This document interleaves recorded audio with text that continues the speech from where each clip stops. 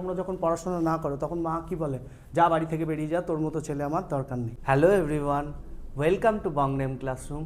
আজকে আমরা বারের অঙ্ক শিখব। তো প্রথমে বার কী জিনিস সেটা আগে দেখে নিই।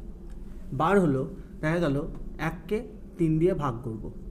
তো 1কে 3 দিয়ে ভাগ করতে গেলে কী হবে, প্রথমে দশমিক দিয়ে শূন্য নিয়ে নেব। তাহলে কত হলো 10।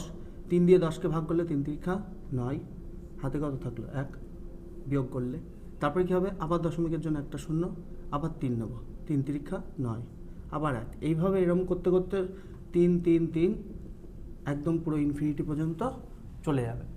তো এইবার আমরা এই 0.3333কে ডিনোট করার জন্য আমরা কি করি, এর মাথার উপরে হয় একটা ডট দিয়ে দিই, যেটাকে পৌনঃপুনিক বলে, অথবা তার মাথার উপরে বার দিয়ে দিই। এইবার আশা করি তোমরা বুঝতে পেরেছো যে বার কী জিনিস। এবার দেখো, এই অঙ্কগুলো খুব ইজিলি সবাই সলভ করে নেয়। যেমন 0.33 মাথায় বার আছে, তো কী করবে, ওপরে যদি 33 থাকে আর দুটো সংখ্যার ওপরে বার আছে, তাই কী হবে 9 9। এবার যদি কাটাকাটি যায় তো কাটাকাটি করে নেব। 3 দিয়ে কাটবে 11 বার, আর 3 দিয়ে কাটবে 33 বার, আবার 11 দিয়ে কাটবে একবার, আর 11 দিয়ে কাটবে 3 বার। তাহলে এটার অ্যান্সার কত হলো 1/3। এটা সকলে খুব ইজিলি করে নেয়। তারপরটাও সেম, দেখো 0.54, তো 54-এর ওপরে পৌনঃপুনিক আছে, তো পৌনঃপুনিক থাক আর বার থাক, দুটো কিন্তু একই। তো দেখো 54 বাই কী হবে, দুটোর ওপরে পৌনঃপুনিক আছে, তো 99। তাহলে কী হবে, এবার দেখো 9 দিয়ে কাটবো, 6 নং 54, 9 11 99, তাহলে 6/11 হচ্ছে এটার অ্যান্সার। আশা করি তোমরা বুঝতে পেরেছো এই দুটো। এইবার বারের অঙ্কতে যে অঙ্কগুলোয় বেশি সমস্যা হয় বাচ্চাদের, সেটা হলো দেখো এই অঙ্কগুলো। দেখো এই অঙ্কতে কী আছে 0.369, এবার কী আছে 69-এর ওপর বার আছে, কিন্তু 3-র ওপরে বার নেই। তো যখন কোনো নাম্বারের যে কোনো ডিজিটের ওপরে, কিছু ডিজিটের ওপরে থাকবে বার আর কিছুর ওপরে থাকবে না, তখন তোমরা কীভাবে সলভ করবে।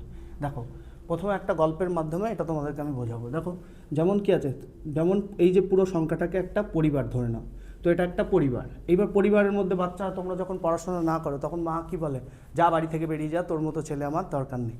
তো এরকম বলে থাকে। যাই হোক, আমি বাস পড়াশোনা রিলেটেডই নেবে, এটাকে সিরিয়াসলি নেবে না। তো দেখো যখন কী হয়, পুরো পরিবারটাকে প্রথমে লেখো। দেখো কী আছে 369, তো 369কে লিখলাম। এবার এই পুরো পরিবার থেকে যারা পড়াশোনা করে, মানে কি, যাদের মাথার উপর বার আছে তারা পড়াশোনা করে, যারা পড়াশোনা করে তাদেরকে রেখে যারা পড়ে না তাদেরকে কি করব, বাদ দিয়ে দেবো। পুরো পরিবার থেকে কী করব, তাদেরকে বাদ দিয়ে দেবো। তাদেরকে বাদ দেওয়ার পরে কী করব, নিচে যারা পড়াশোনা করে তারা পরীক্ষায় কী হবে 9 9 করে পাবে। তারা কী হলো, দুটো সংখ্যার উপরে বার আছে তাই 9 9। আর যারা পড়াশোনা করে না কী পাবে, রসগোল্লা। তো তার জন্য কী বসাবো, 0। এবার কী করবো, এটা ক্যালকুলেট করব। তাহলে 369 থেকে 3 বাদ দিলে কত হয় 366। এবার কী হচ্ছে, নিচে কত হচ্ছে 990। এবার যদি কাটাকাটি যায় তো এটাকে কাটাকাটি করবে, তাহলে কী হয়ে যাবে, অ্যান্সার বেরিয়ে যাবে। তারপরে দেখো 4 নম্বর অঙ্কটা দেখো।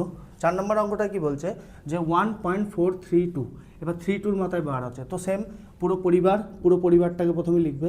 তারপরে যারা পড়াশোনা করে তাদেরকে রেখে যারা পড়ে না তাদেরকে বাদ দিয়ে দাও। তাহলে কি 14 পড়ে না, তো বাদ দিয়ে দিলাম। এবার কি হচ্ছে, যারা পড়াশোনা করে তাদের জন্য 9 9, আর যারা পড়ে না তার জন্য 0। এবার কি হচ্ছে, এইখানটায় কী করবে, শুধুমাত্র 4-এর জন্য 0 লিখবে। কারণ কি, আমি তোমাদের বুঝিয়ে বলি। যখন যদি এরকম দেওয়া থাকে 1.25, এটাকে যখন আমরা নর্মালি সলভ করি তখন কি লিখি, যে 125 বাই কত, 1-এর পরে কটা শূন্য লিখি, যখন দশমিকের পরে যে কটা সংখ্যা সেই কটা শূন্য লিখি। ওই জন্য এখানে শুধুমাত্র 4-এর জন্যই শূন্য আসবে, 1-এর জন্য কোনো শূন্য আসবে না। এবার তোমরা কি করবে, দেখো 1432 থেকে 14 বাদ দিলে কত হয় 4, আর 8-এ 12, হাতে 1 2 আর 1, আর এদিকে কত 14, তাহলে কত হলো 1418/990। এবার তোমরা এটাকে কাটাকাটি করবে, দিয়ে তোমাদের অ্যান্সার বেরিয়ে যাবে। এবার কি হচ্ছে, এইবার তোমাদের কাজ হলো, এই যে এই কোশ্চেনটা দেওয়া আছে, এই কোশ্চেনটার অ্যান্সার তোমরা কমেন্ট বক্সে জানাবে। আশা করি তোমাদের ভিডিওটা ভালো লেগেছে। যদি তোমাদের ভিডিওটা ভালো লাগে তো লাইক করবে, শেয়ার করবে, আর সাবস্ক্রাইব করে দেবে চ্যানেলটাকে।